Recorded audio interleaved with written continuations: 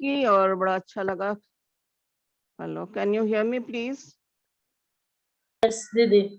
अच्छा, ये मुझे बड़ा अच्छा लगा कि मुझे मौका मिला फिर से। हमारे जो वक्ता आज के हैं वो हैं भाई संजीव। सोनकपुर चर्च की आप देखभाल करते हैं और काफी सालों से ये परमेश्वर की सेविकाएं में लगे हुए हैं। और आपने पिछले हफ्ते इनके भाई को सुना, भाई प्रदीप को, जो कि गोरखपुर चर्च के पास्टर हैं और ये उनके बड़े भाई हैं। भाई संजीव, ठीक बोल रही हूँ ना मैं? Yes yes madam. ये उनके बड़े भाई हैं और ये बड़े जोश में काम करते हैं। थोड़ी सी इनको पैर में थोड़ी प्रॉब्लम है चलने की, लेकिन परमेश्वर की सेविकाई के आगे वो इनकी रुकावट पैदा नहीं करता है। So I welcome Brother Sanjeev. He's the elder brother of Pastor Sandeep. He has little problem in his leg, but then that is not an hindrance for the God's work that he's carrying on in Sonakpur area. ये जहाँ भी इनको बुलाया जाता है ये फौरन हाजिर हो जाते हैं परमेश्वर के वचन को सुनाने के लिए। So भाई संजीव, आपको मैं समय दे रही हूँ परमेश्वर का वचन इन लोगों के साथ बांटने के लिए। गॉड ब्लेस यू बेटा।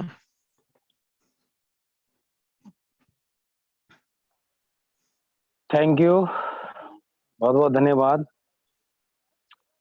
सबको। आज की शाम में मेरा जय मसीह की और नया साल मुबारक हो। और परमेश्वर का धन्यवाद करते हैं कि नए साल के दूसरे दिन में आज हम इकट्ठे हुए हैं एडवेंटिस्ट प्रेयर मीटिंग की प्लेटफॉर्म पर। और परमेश्वर का और तमाम अपने अजीजों का मैं हृदय से धन्यवाद देता हूं कि मुझे भी ये शुभ अवसर प्राप्त हुआ कि परमेश्वर की महिमा या उस परमेश्वर के अनुग्रह के बारे में जो परमेश्वर ने हमारे ऊपर किया है या हमारे जीवन पर किया है, हम उसको कैसे बयान कर सकते हैं। इससे पहले कि हम अपनी सभा में जाएं, एक हिंदी सॉन्ग है जो हमारे बीच में भाई मोहित दयाल सुनाएंगे, तो मैं उनको आमंत्रित करूंगा। भाई मोहित दयाल। जय मसीह की सभी को। मैं एक छोटा सा सॉन्ग आपके सामने उपस्थित करने जा रहा हूँ जिसका नाम है जंगली दरख्तों के दरमियान। और ये बहुत पुराना सॉन्ग है और जब भी मैं ये सॉन्ग सुनता हूँ बहुत ही अच्छा लगता है और जब भी गाता हूँ तब तो मुझे बहुत ही अच्छा लगता है। इसलिए मैं आप सभी के सामने सॉन्ग स्टार्ट करने जा रहा हूँ। अगर हो सकता है तो मेरे साथ दें जो जिन लोगों से ये गाना आता है। जंगली दरख्तों के दरमियान किसे बिके पे के समान नजर आता है मुझे ये मसीह, नजर आता है मुझे ये मसीह। सारे संतों के बीच में तू, हम करूं तेरी है प्रभु अपने जीवन भर जंगल के सफर में, गाँव शुक्र गुजारिश में, गाँव शुक्र गुजारिश में। तू ही है नरसिंगा खसोरान का, हाँ तू शोषण विवादियों का। तू ही है नरसिंगा खसोरान का, हाँ तू शोषण विवादियों का। संतों में तू है अति पवित्र, संतों में तू है अति पवित्र। कैसा कामिल और शान से भरा, कैसा कामिल और शान से भरा। हम करूं तेरी ये मसीह अपने जीवन भर जंगल के सफर में, गाँव शुक्र गुजारिश में, गाँव शुक्र गुजारिश में। इत्र के समान है तेरा नाम, खुशबू फैलाता है जहान में। इत्र के समान है तेरा नाम, खुशबू फैलाता है जहान में। तंगी मुसीबत और बदनामी में, तंगी मुसीबत और बदनामी में, बना खुशबूदार तेरे समान, बना खुशबूदार तेरे समान। हम करूं तेरी है प्रभु अपने जीवन भर इस जंगल के सफर में, गाँव शुक्र गुजारिश में, गाँव शुक्र गुजारिश में। घबराहट की लहरों से घर, डूबूं दुख के सागर में। घबराहट की लहरों से घर, डूबूं दुख के सागर में। अपने जोरावर हाथ को बढ़ा, अपने जोरावर हाथ को बढ़ा, मुझे अपने सीने से लगा, मुझे अपने सीने से लगा। हम करूं तेरी है प्रभु अपने जीवन भर इस जंगल के सफर में, गाँव शुक्र गुजारिश में, गाँव शुक्र गुजारिश में। अभी आ रहा हूँ तेरे पास, पूरी करने को तेरी मर्जी। अभी आ रहा हूँ तेरे पास, पूरी करने को तेरी मर्जी।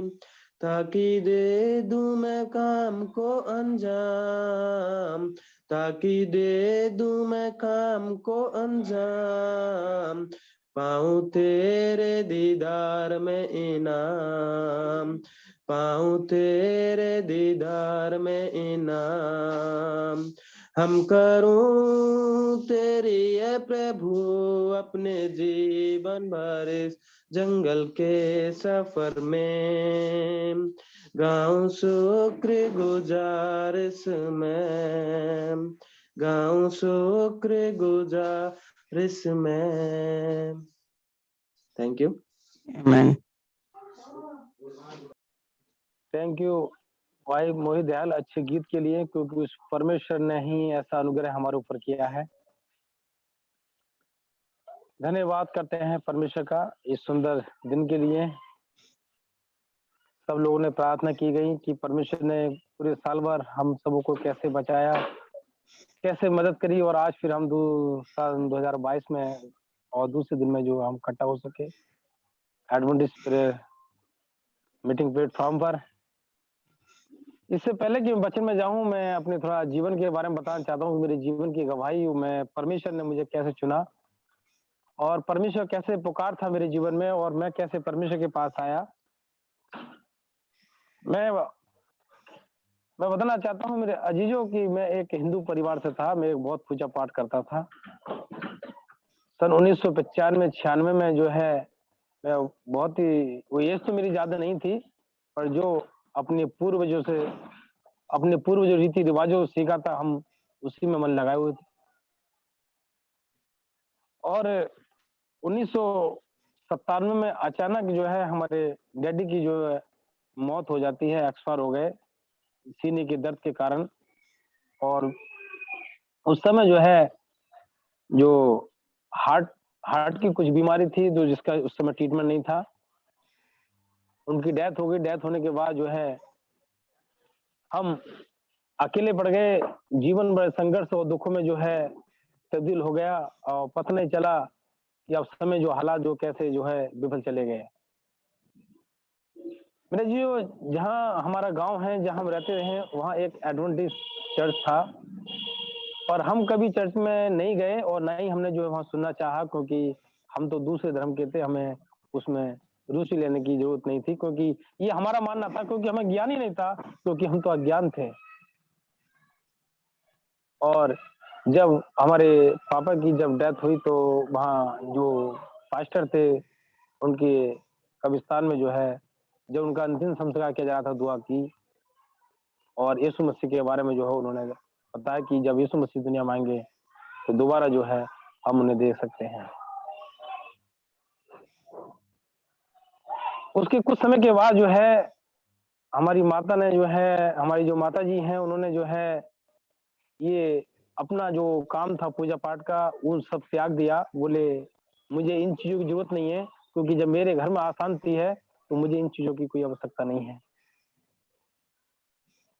और जैसे जैसे हमने यीशु मसीह को जाना, धीरे धीरे हम बढ़ते गए। तो मैं बता दूं, जी जो सन 98 में जो है हमने एडवेंटिस्ट चर्च में जो है बपतिस्मा लिया। जब बपतिस्मा लिया था तो हमें कोई ज्ञान नहीं था और ना ही हमें बताया गया कि बपतिस्मे का मतलब क्या है।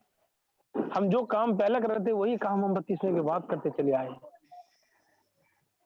पूजा पाठ करना, पूजा खाना, ये करना हम बार बार करते आए, पर हमने अपने जीवन में कोई परिवर्तन लेकर नहीं आए।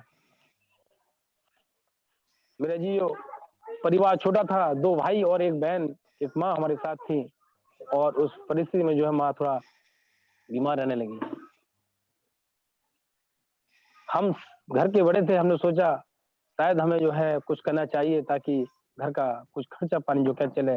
मेरे छोटे भाई जो छोटे थे, मैं भी ज्यादा बड़ा नहीं था, क्योंकि हमारी उम्र इतनी थी होगी, मेरी 10-11 साल की या छोटे की 8 साल की लगभग। लोगों ने सुझाव दिया आप ये करो, ऐसा हो जाएगा, ऐसा हो जाएगा। हमने सोचा ठीक है, हम कुछ काम सीखने का लगा देते हैं, कोई काम सीख लेंगे तो कुछ हम योग्य बन जाएंगे। मेरे जो इलेक्ट्रिकल का काम जो करते थे, और वो जो है मुरादाबाद डिस्ट्रिक्ट जिला पड़ता है, वहां पर जो है काम करने जाते थे। एक दिन जो है मैं उनकी बाइक पे बैठ गया, वो मुझे लेके नहीं जा रहे थे। एक दिन मैं उनकी बाइक पे बैठ गया और उनके साथ चला गया, और शायद ये मेरा भाग्य समझ लीजिए या कुछ भी समझ लीजिए कि उस दिन उनकी सैलरी, उनकी इनकम जो ज्यादा हुई, और उन्होंने समझा ये मेरे लिए जो है लकी है। उन्होंने मुझे साथ आना जाना रहा। मैं जो 6 महीने 7 महीने बहुत आराम से बीते, कोई दिक्कत नहीं। पर हम अभी तक परमेश्वर के साथ वफादार या परमेश्वर के साथ अपना जीवन संपन्न नहीं कर पाए। 32वां बेशक हमने ले लिया, पर हमें कोई ज्ञान नहीं था मेरे जीवन। एक दिन मैं मोटरसाइकिल पे पीछे बैठा हुआ था, रात के 11 बज रहे थे, और मैं पीछे गिर गया। और जब पीछे गिर गया तो किसी को नहीं पता मैं कहाँ चला। जब एक कस्बा पड़ता है कुंदरकी, वहां आके बाइक रोकी, जो चलाने वाले थे उन्होंने कहा भाई आज आपका चेला कहाँ है? बोले पीछे तो कोई भी नहीं है। और पता नहीं मुझे कहाँ से उठा के ले गए। मेरे कमर में, मेरे सिर में चोट लगी, और मुझे खुद नहीं पता मैं घर कैसे पहुंचा, और मैं घर भी पहुंच गया। परमेश्वर कैसे हमारे जीवन में काम अद्भुत तरह से काम करते आए, हमें खुद नहीं पता कि परमेश्वर कैसे बताता है। शायद पीछे से कोई ट्रक आ जाता, कोई सवारी आ जाती, हाईवे का रोड था, तो वहां मेरी मौत हो जाती। पर परमेश्वर ने क्यों बचाया ये मैं नहीं समझ पाया। समय टल गया, धीरे धीरे सब कुछ ठीक हो गया। मैंने फिर जाना शुरू कर दिया। एक बार जो है मेरे जीजो, कुछ समय के बाद फिर उस मोटरसाइकिल से दुर्घटना होती है। मोटरसाइकिल की और ट्रक की आमने सामने टक्कर होती है, और रात का मेरा जीजो कम से कम 11:30 और 12 बजे का टाइम था। और जो मेरे गुरु थे, वो जो थे, जो मुझे काम सिखाने वाले थे, वो ड्रिंक करते थे, वो नशा तो करते थे, पर वो नशा करने के बाद अपनी बाइक को लेकर चलते थे। मगर रात के 12 बजे फिर घटना घटी, और वो जो पत्थरों में जाके गिरे, और मैं बीच हाईवे पे जा गिरा। और जब मैंने देखा कि गाड़ी जो है आवाज कर रही है, मैंने उठ के पता नहीं परमेश्वर मुझे शक्ति दे दी, ज्ञान दे दी, क्या दे दिया, और मैंने उठ के मोटरसाइकिल गिर निकाले हाथ से, मैंने गाड़ी बंद करी। और उसके बाद में जो है मैंने सोचा, उनका हेलमेट खोला, मैं सोचा शायद ये ऐसे ही हंस रहे दिखे, और रात के 12 बजे का टाइम था। और उस समय ये घटना जो है लपेट में जो है 99 की है, 99 की घटना है, 1999 की। उस समय चोरों का बहुत शोर था हमारे एरिया में, और जिस जगह घटना घटी वहां हमें रोज चोर घेरते थे। मेरे अजीजों, मेरे मन में एक ख्याल आया कि आप एक काम करें कि जो गाड़ी आती है उसे हाथ दूं और मैं इन्हें डाल कर ले जाऊं। मैंने गाड़ी को हाथ दिया, वो गाड़ी जो है सीओ की निकली, और सीओ ने बताया बेटा क्या हुआ। मैंने कहा सर ऐसे ऐसे बात हो गई, जो ट्रक जो है टक्कर मार के चला गया। और उन्होंने गाड़ी वापस रोकी, उन्होंने कहा ये शराब पी? मैंने कहा हाँ। उन्होंने ब्लॉक को जो है डिस्ट्रिक्ट हॉस्पिटल को जो है फोन किया डॉक्टर के लिए, और वहाँ जो है हम लेके आए रात के 2 बजे करीब। और मेरी आंख जो है बच गई। उस समय मेरी आंख में यहाँ जो है चोट लगी, मुझे कुछ पता नहीं कि मेरी आंख में क्या हुआ। और जब पट्टी बंध रही थी, जब मैं गिर गया वहाँ, और उसके बाद मैंने आंख खोली तो मेरी पट्टी बंधी पड़ी। परमेश्वर ने फिर पता नहीं क्यों बचाया, हमें खुद नहीं पता परमेश्वर ने क्यों बचाया। अजी जो समय बीतता चला गया, सब कुछ ठीक हो गया। अब मैंने सोचा बाइक से नहीं जाऊंगा। अब मैंने मैंने मैंने मैंने क्या किया, मैंने बस से जाना शुरू कर दिया।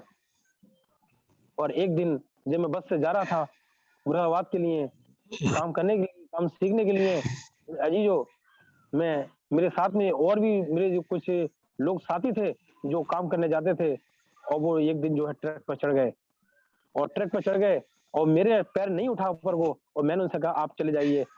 और 1 मिनट के बाद दूसरे ट्रक में मैं चढ़ गया, दूसरे ट्रक में चढ़ गया 1 मिनट के बाद, और पता चला कि जो आगे वाला ट्रक था वो रास्ते में पलट गया, और जो मेरे साथ के लड़के थे एक्सपायर हो गए। और मैं सोचा पता ना परमेश्वर ने तो मेरे पाँव रोक दिए, मैं उस ट्रक में नहीं चढ़ पाया, और दूसरे ही पीछे से मैं ट्रक में चला गया। ऐसी घटना होते होते मेरा जीवन जो है बड़ा दुखी होने लगा। मैं सोचा कि अब सवारी में जो है मैं नहीं चलूंगा। और मैंने सोचा कि सन 2000 अक्टूबर माह में जो है मैंने एमएसटी पहली तारीख को मैंने एमएसटी बनवाई। मैंने किया मैं ट्रेन से चला करूंगा, मैं इस सब चीजों में मुझे खतरा ही खतरा पैदा है। उस समय ट्रेनों भीड़ जो है ज्यादा चलती थी, लोग छतों पे अंजन बैठ के आते थे। मैं भी अपने गांव अपने शहर से जो है वहां मुराद जाने के लिए, और जो मेरे साथ के थे नीचे जगह नहीं थी तो हम छत पे बैठ के जाया करते थे। मैं जो है ऊपर बैठते हुए डर लगता था, पर जो साथ के थे बोले जगह नहीं, नीचे चोट ले जाएगी, उन्होंने बैठाना सिखाया। और जब 18 अक्टूबर सन 2000 को, और जब ट्रेन रुकी हुई थी, हम जो है लेट हो गए, और हम बोले चलें। और जब हम चलने को हुए, ऊपर से नीचे को उतरने शुरू हुए, तो ट्रेन ने सिग्नल दे दिया, और हम बीच में ही जोड़ में रुक गए। बीच में ही जोड़ में रुक गए, इतने ही जो है गाड़ी ने सीटी मारी। हमने कहा, मैंने कहा आप रुक जाइए, हम उधर चोट लग जाएगी। मेरे अजीजों, मेरे साथ में जो है 4 लड़के थे, 2 मेरे आगे थे, 2 मेरे पीछे थे। अचानक मेरी कोनी में जो करंट सा लगा, और मेरी आंखों के आगे अंधेरी आने लगी। जब मेरी आंखों के आगे अंधेरी आने लगी तो मैंने सोचा शायद हो सकता है कि मुझे चक्कर से आ रहे हों, पर मैंने जैसे ही आंखें बंद करी, मैंने अपना मुंह खोलना चाहा ताकि मैं अपनी जो मेरे साथ में लड़के हैं उनसे कह सकूं कि मेरे साथ में ऐसा हो रहा है। मेरा मुंह बंद हो गया, मेरा मुंह नहीं खुला कभी। जब मुंह नहीं खुला, मैंने बहुत प्रयास किया, तो मैंने कस के जो है पाइप पकड़े, और मैंने जब आंखें बंद करी, मुझे नहीं पता मेरे अजीजों ट्रेन के 6 डिब्बे मेरे ऊपर उतर गए। जब ट्रेन के 6 डिब्बे मेरे ऊपर उतरे तो मुझे जो है जब आखिरी डिब्बा बचा तो मुझे लग रहा कि मुझे कौन मार रहा है। और जब ट्रेन उतर के चली गई तो मुझे पता चला कि मेरा जो एक पैर था वो कट गया, और दूसरा पैर फटा पड़ा है, और सिर में और सब में छोटे छोटे लगी हुई है।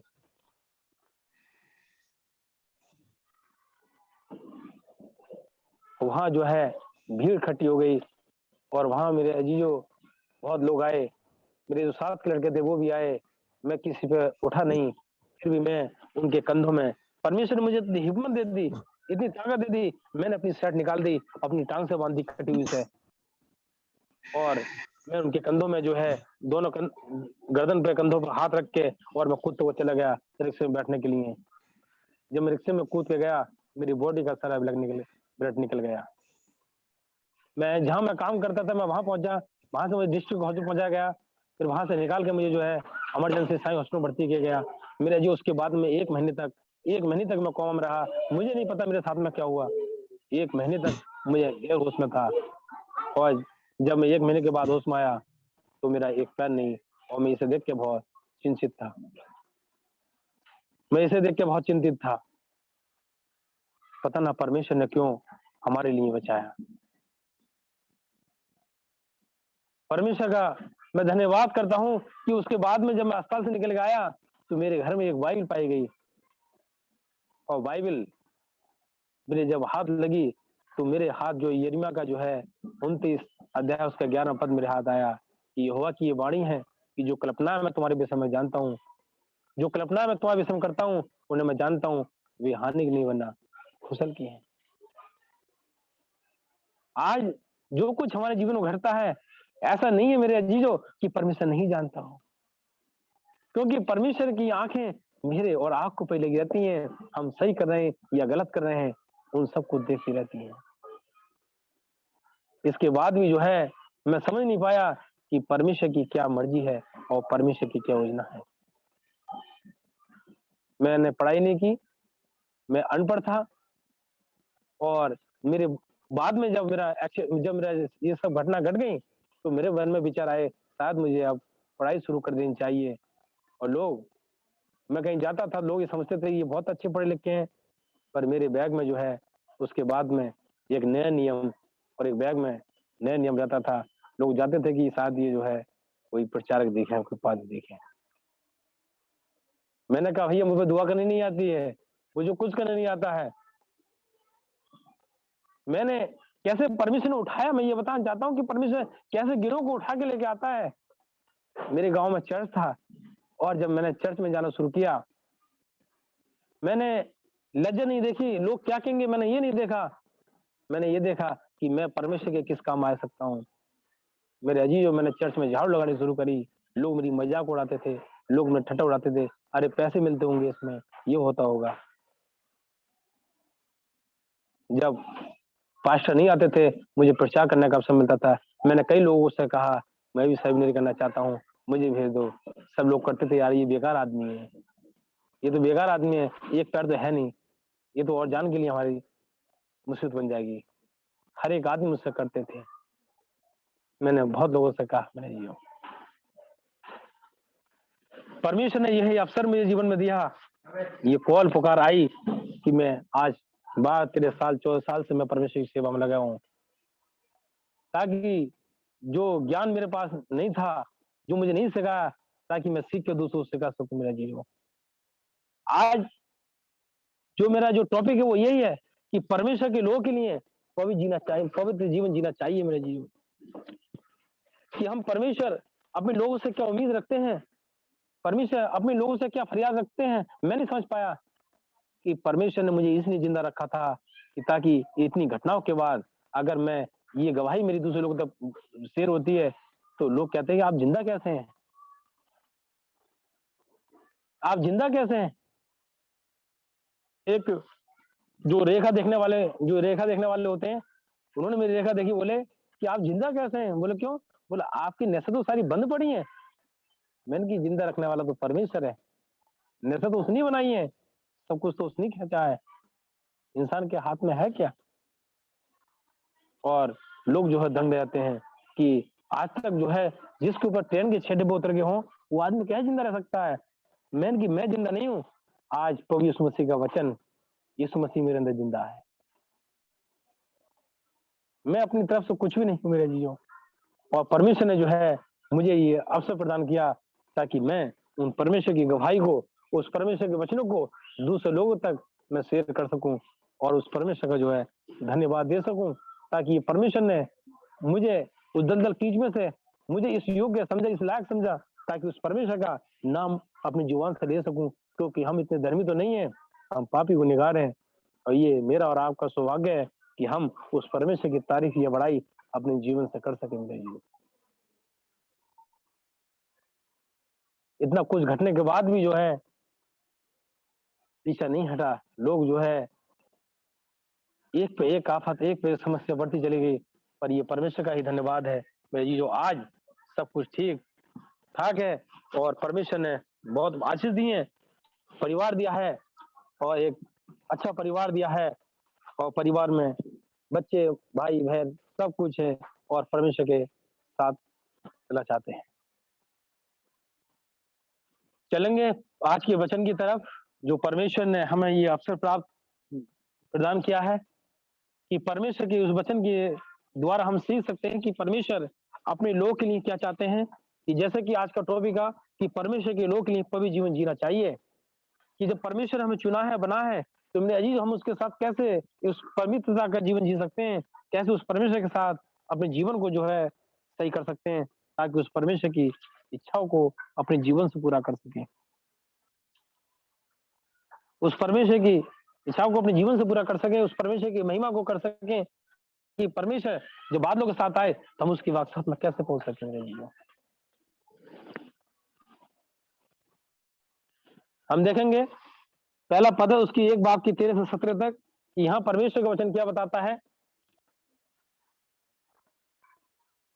इस कारण अपनी अपनी बुद्धि की कमर बांधकर और सचेत रहकर उस अनुग्रह की पूरी आशा रखो जो यीशु मसीह के प्रकट होने के समय तुम्हें मिलने वाला है। परमेश्वर का वचन बताता है मेरे अजीजों, हमें पूरा विश्वास अपनी धार्मिकता की कमर कसकर और परमेश्वर के साथ उस समय का इंतजार करना है कि परमेश्वर हमसे मिलने वाला है। आज्ञाकारी बालकों के समान अपनी अज्ञानता के समय पुरानी अभिलाषा के दर्शक न बनो और जैसा पुरानी जो बातें पुराना समय जो गुजर गया उसे याद मत करो। आज ये देखना है कि मेरा रिश्ता मेरे परमेश्वर के साथ कैसा है, क्या मैं अपने परमेश्वर के साथ वफादार हूं या नहीं हूं, क्या जो परमेश्वर ने मुझसे चाहते हैं क्या मैं अपने परमेश्वर पर पसंद कर रहा हूं या नहीं कर रहा हूं। ये मेरे और आपका सोचने का विषय है। शायद परमेश्वर ने इसलिए ही मुझे और आपको जिंदा रखा क्योंकि कितने लोग कोरोना महामारी में चले गए। शायद ये परमेश्वर कुछ चाहते हैं मेरे और आपके जीवन से, ये कोई हमारे भले काम नहीं है, ये परमेश्वर का अनुग्रह है मेरे अजीजों। जो परमेश्वर ने मुझे और आपके लिए ये दिन 2022 और दूसरा दिन हमें दिया कि एक प्लेटफॉर्म पर, एक एडवेंटिस्ट प्लेटफॉर्म पर हम खड़े होकर उस परमेश्वर की महिमा कर सकते हैं, उस परमेश्वर के बारे में सीख सकते हैं। परमेश्वर चाहते हैं कि हम कैसे चले। यह लिखा है कि पर जैसे तुम्हारा बुलाने वाला पवित्र है तुम भी पवित्र बनो और अपने सारे चाल चलन में पवित्र बनो, जैसे कि तुम्हारा बुलाने वाला पवित्र है और तुम भी पवित्र बनो। परमेश्वर चाहते हैं मेरे अजीजों कि जैसे परमेश्वर है ऐसे हम भी पवित्र, धार्मिकता का दिखावा नहीं, क्योंकि चाहते लोग दिखावा करते हैं। परमेश्वर ये चाहता है जैसे हम बाहर से ऐसे अंदर से दिखाई दे।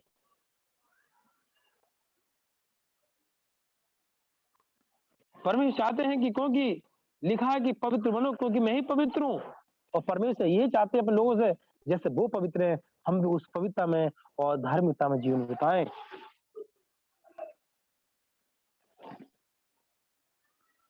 परमेश्वर का वचन बताता है याकूब की पत्री उसका जो है याकूब की पत्री उसका जो है 2 अध्याय का 19 और 20 पद इस प्रकार से बयान करता है, मुझे विश्वास है कि एक ही परमेश्वर है। परमेश्वर वचन हमें दिलासा देता है कि मुझे विश्वास है कि एक ही परमेश्वर है। तू अच्छा करता है, दुष्ट आत्मा भी विश्वास रखते और थरथराते हैं, पर हे निकम्मे मनुष्य क्या तू ये नहीं जानता कि कर्म बिना विश्वास व्यर्थ है। अगर हम काम न करें या कर्म ना करें तो हमारा विश्वास किस काम का होगा।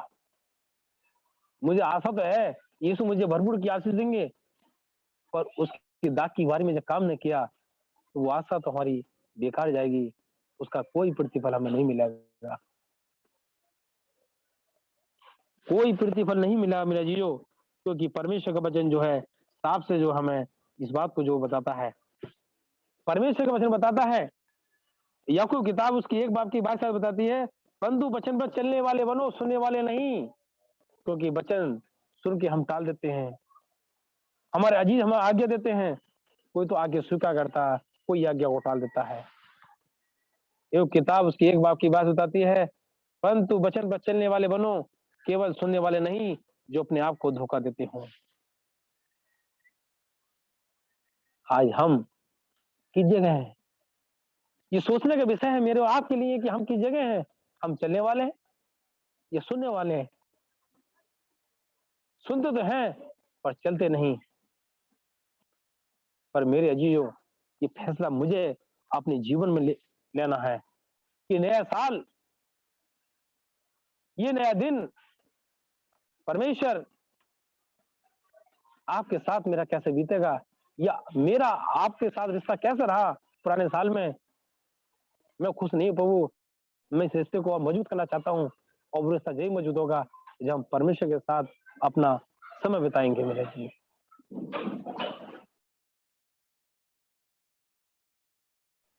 प्रार्थना करते वो तसल्ली देता है। आज पूरा संसार अपने लोभ, अपने स्वार्थ में जी रहा है, कोई दूसरी परवाह नहीं करता, मगर परमेश्वर है। कुछ परमेश्वर ने अपने लोगों को चुना है, एक एडवांटेज लोगों को चुना है, ताकि एक दूसरे को अपनी दुआ में याद रखते हैं। कोई तो है जो हमारी परवाह करता है। मेरे जी, जो परमेश्वर भी हमसे यही चाहते हैं कि जैसे परमेश्वर हमारी परवाह करते हैं, चिंता करते हैं, और हम भी एक दूसरे के हौसलों को बढ़ा सकें, ताकि वो भी परमेश्वर के आशीषों से आगे बढ़ सके। वचन पर चलने वाले, वचन को सुनने वाले नहीं, पर वचन पर चलने वाले बनो, क्योंकि हम भूल जाते हैं और परमेश्वर हमें नहीं भूलता। मेरे जीजो, नीति वचन किताब सुलेमान लिखते हैं, नीति वचन किताब उसकी 15 बाब और उसकी 9वीं आयत में इस प्रकार से वहां लिखा है। नीति वचन किताब और उसकी 15 बाब की 9वीं आयत इस प्रकार से बयान करती है,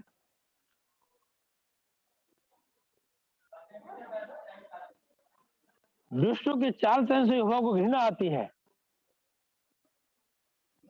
दुष्टों के चाल चलन से परमेश्वर को घृणा आती है, परंतु धर्म को पीछा करता है उससे वह प्रेम रखता है। जो परमेश्वर के प्रेम को पकड़ता है, परमेश्वर धार्मिकता खोज रहता है, लगता है कि वो उससे क्या रहता है, परमेश्वर प्रसन्न रहते हैं। मेरे अजीज, जब हम उस परमेश्वर के काम में जब हाथ बढ़ाते हैं, उस परमेश्वर काम को जब आगे लेके चलते हैं, तो परमेश्वर खुशी मनाता है। क्योंकि मेरे अजीजों, परमेश्वर का बनाने का और पैदा करने का मकसद यही था कि हम अपने बनाने वालों को अपने जीवन में याद कर सकें कि यहाँ कोई परमेश्वर है जिसने मुझे रचा और बनाया, और उस परमेश्वर की तारीफ करते जाए।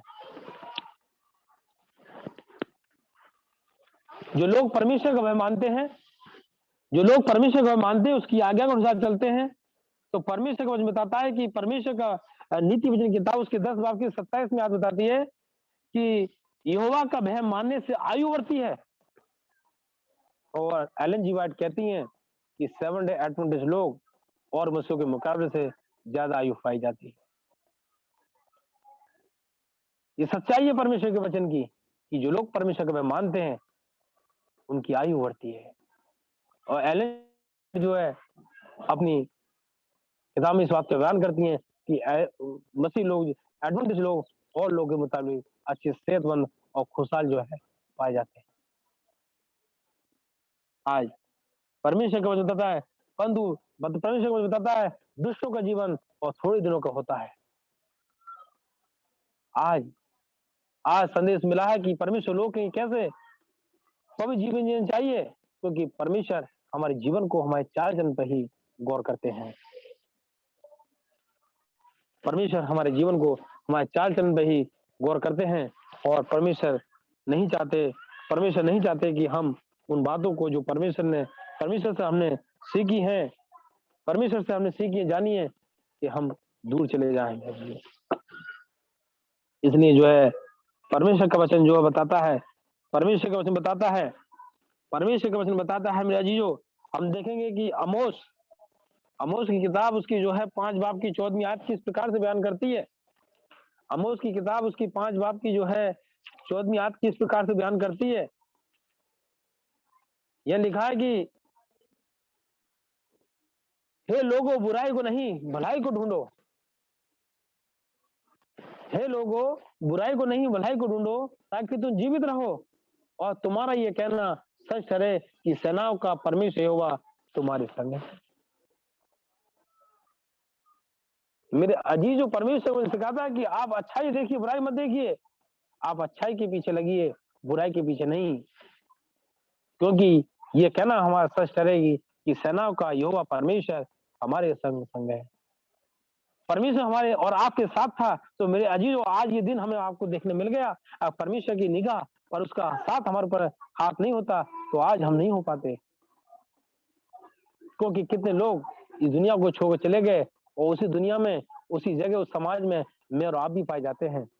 और परमेश्वर ने बड़े अनुग्रह से हमें बचा के अपनी रखा है, ताकि उस परमेश्वर की महिमा दूसरों के लिए एक आशीर्वाद बन सके, ताकि जब प्रभु यीशु मसीह आए तो हम उसकी वाकसात के लिए तैयार हो सके। परमेश्वर का वचन बताता है मेरा जीवो, परमेश्वर का वचन बताता है मेरा जीवो, कि हम कैसे अपने आप को उस परमेश्वर के सबक जो है पूरा कर सकते हैं, तैयार कर सकते हैं, और उस परमेश्वर के राज्य के लिए हम कैसे खड़े हो सकते हैं। परमेश्वर का वचन बताता है मेरा जीवो, पहला यूहन्ना की किताब, यूहन्ना की पत्री, और इस प्रकार से जो है परमेश्वर का वचन बताता है। पहला यूहन्ना जो है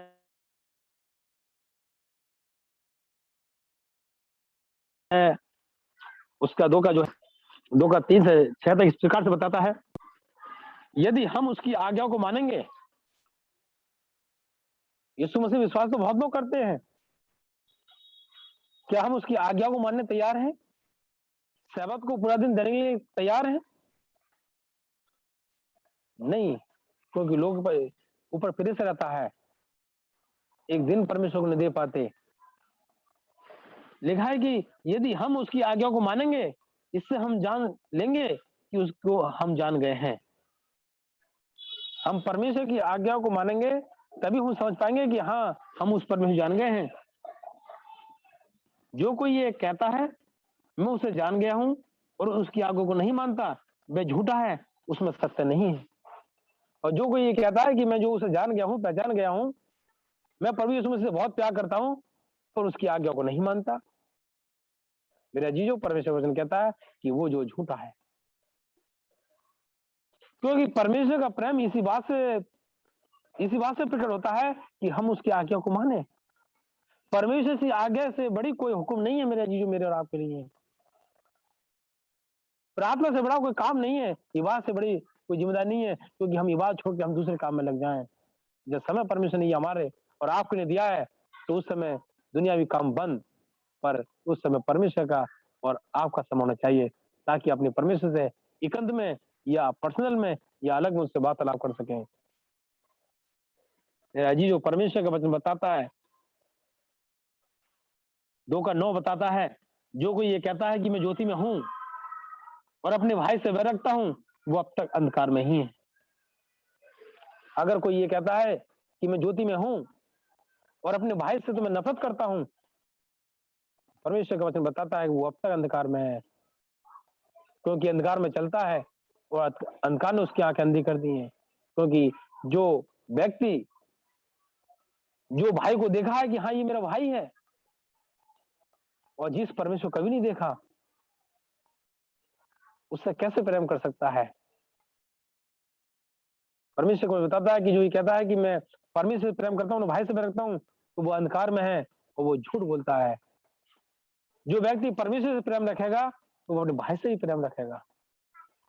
जो अपने भाई से प्रेम रखेगा, जो हमने देखा है, वो परमेश्वर से प्रेम रखेगा, क्योंकि हमने परमेश्वर की शक्ति को महसूस किया है, उसकी सामर्थ को देखा है, उसके नाम से चमत्कार को देखा है, उससे प्रेम रखेगा। मेरे जी, परमेश्वर को बताता है, 3 की जो है 3 की 10 बताती है, यूहन्ना 3 की 10 इस प्रकार से बताती है, इसी से परमेश्वर की परमेश्वर की संतान और शैतान की संतान जाने जाते हैं। जो कोई धर्म के काम नहीं करता वह परमेश्वर से नहीं है, और वह जो अपने भाई से प्रेम नहीं रखता। जो कोई धर्म के काम नहीं करता, परमेश्वर के बड़े काम नहीं करता, और जो अपने भाई से प्रेम नहीं रखता, वो परमेश्वर के योग्य है और परमेश्वर में नहीं है मेरे यीशु। आज परमेश्वर चाहते हैं कि हम जब परमेश्वर प्रेम है, हम उसके आगे मानते हैं और परमेश्वर जान गए, तो हमें भी एक दूसरे को जो है प्रेम करना चाहिए। एलन जी वाइट बताती हैं कि अन्य लोग जो है वो बाइबल को नहीं जानते, वो आपके जीवन को देख के, आपके प्यार को देख के, आपके मान को देख के ये पहचानते हैं कि ये परमेश्वर के लोग हैं, ये मसीह लोग हैं, और उस तरीके से लोग परमेश्वर के वचन को जो सीख सकते हैं। मेरे अजीजों, परमेश्वर ने ये अवसर प्राप्त किया, ये परमेश्वर ने ये मौका हमें दिया और ये योजना बनाई कि हम कैसे उस परमेश्वर को धन्यवाद दे सकते हैं। तो एक कहानी बताती है मेरे अजीजों, एक कहानी है, एक कहानी स्टोरी के द्वारा मैं अपनी बात को जो खत्म करूंगा। एक स्टोरी बताती है कि 3 व्यक्ति थे और 3 व्यक्ति उम्र दराज थे, और वो किसी के घर के आगे जो पड़े रहे अपना एक जो है पन्नी उन्नी डाल के, और किसी महिला ने कहा मैं ये सुबह से लेके मेरे घर के आगे पड़े हैं, हो सकता है कि मैंने पानी या खाना जो दे दूं। उन्होंने कहा आप थोड़ा खाना खा लीजिए या पानी पी लीजिए, आप अंदर आ जाइए। उन्होंने जवाब दिया हमारे तीनों के नाम है, हमारे तीनों के नाम है, आप जिस नाम के व्यक्ति को बुलाएंगे वही व्यक्ति आपके घर में आके भोजन ग्रहण करेगा, और जिसको नहीं बुलाएंगे वो नहीं आएगा। लेडीज ने कहा आपके क्या नाम है? बोला एक का नाम तो दौलत है, और एक का नाम है सफल, और एक का नाम है प्रेम। आप जिसे बुलाएंगी वो आपके घर में खाना जाए भोजन ग्रहण कर लेंगे। महिला ने कहा अभी मेरे पति घर नहीं है, मैं उनसे मशवरा करने के बाद ये बताऊंगी कि किसे बुलाना है और किसे नहीं बुलाना है। शाम को डिस्कस हुआ परिवार में, छोटा सा परिवार था, पति पत्नी और ये बेटी उस घर में थी। और जब उन्होंने बताया कि ये व्यक्ति 2 दिन से हमारे गेट के सामने पड़े हैं, मैंने खाने के लिए बोला, उन्होंने कहा कि जिसे बुलाएंगी वही आपके घर में अंदर आएगा। पति कहने लगे सफल को बुलाओ, हम सफल नहीं हो रहे अपने काम में, हम जो विफल हो जाते हैं, इसलिए सफलता आ जाएंगे तो हम सफल हो जाएंगे अपने कारोबार में। पत्नी कहने लगी नहीं दौलत को बुलाओ, हम दौलत की बहुत जरूरत रहती है। और जब आपस में डिस्कस चल रहा, बच्ची बोली अरे आप दोनों जिद मत करो, एक काम करो प्रेम को बुलाइए, क्योंकि हमारे घर में प्रेम नहीं है। कोई प्रेम होता तो ये जो है आपस में जो है आप लड़ते झगड़ते नहीं। और ये बात जो है माँ बाप ने सहमत हो गए, मान ली, और उन्होंने कहा भैया जिसका नाम प्रेम है वो हमारे अंदर आके भोजन ग्रहण कर ले। और जब प्रेम अंदर आए उनके साथ दोनों भी संग आ गए। उन्होंने कहा कि भाई हमने तो प्रेम को बुलाया था। उन्होंने कहा आपने प्रेम को बुलाया है, जहाँ प्रेम जाता है वहां दौलत और सफलता साथ साथ रहती है। जहाँ प्रेम रहता है वहां दौलत और सफलता साथ साथ रहती है। और मेरे अजीजों ये वाकई में जब परमेश्वर का प्रेम हमारे जीवन में है तो सफल भी हैं और धनवान भी आप बनेंगे। ये चीज की कमी घटी नहीं होगी, क्योंकि ये कहानी से हमें जो है एक संग मिलता है। कुछ लोग तो आते हैं कि हम, कुछ लोग इस कहानी से एक सीख मिलती है, कुछ लोग एक उद्देश्य से आते हैं कि हमें कुछ मिलेगा, हम यीशु मसीह के पास जा रहे हैं हमें कुछ मिलेगा। पर आप आशा लेके मत आइए, पर ये देखिए मैंने अपना जीवन परमेश्वर को दे दिया है। जब आप उससे प्रेम, उससे आपको प्रेम हो गया है, वो आपको नहीं छोड़ेगा। जो प्रेम करता है तो सफल भी करेगा और दौलत भी देगा। उनकी बात को देख के देखने लगे कि जहाँ प्रेम होता है वहाँ दौलत और सफलता साथ साथ रहती है। अगर आप दौलत को बुलाते तो दौलत रहती, और जहाँ प्रेम जाता है वहाँ दौलत और सफलता साथ साथ जाती है।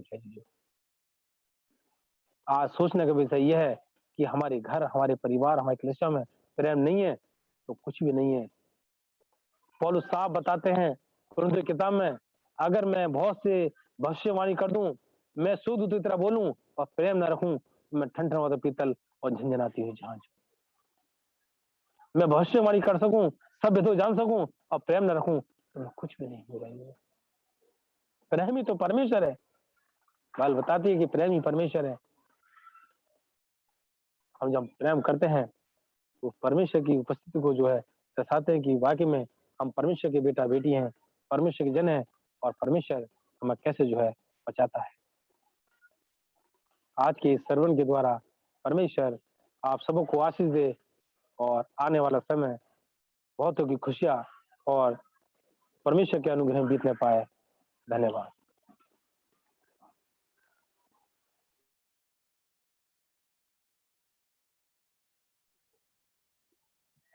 बहुत बहुत धन्यवाद पास्टर।